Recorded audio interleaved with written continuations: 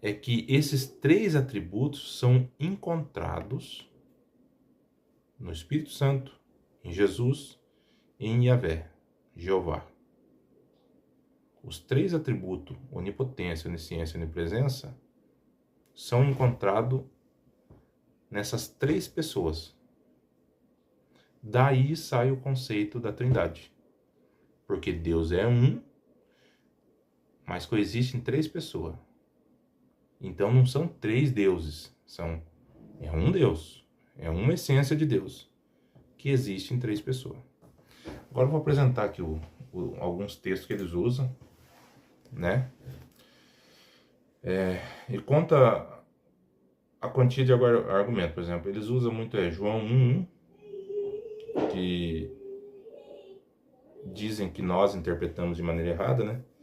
Que ali o verbo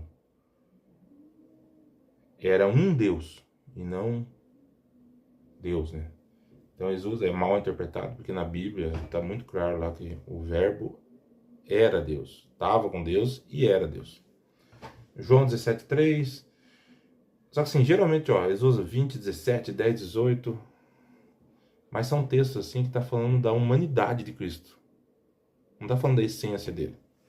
Só que agora, veja o volume de texto que a gente tem falando do próprio Cristo, dos atributos dele. E eu queria começar com uma observação. A primeira pessoa que chamou Jesus de Deus não foi o ser humano, foi o próprio Pai, foi o próprio Yahvé, Elohim. Está em Hebreus 1, versículo 8.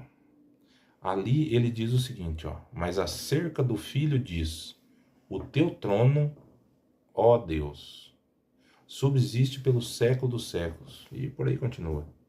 A primeira pessoa a chamar Jesus Cristo de Deus foi o próprio Deus. Como que um TJ vai conseguir responder esse versículo sem adulterar a Bíblia? Sem dizer que o que está dizendo claramente na Bíblia não é o que está dizendo? É impossível. Só esse texto aqui seria o suficiente para refutar toda a doutrina TJ. Mas tá.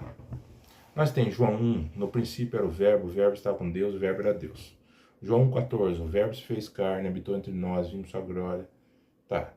João 8:58, João 20:28 e por aí vai. Filipenses 2:5-11 é muito interessante também.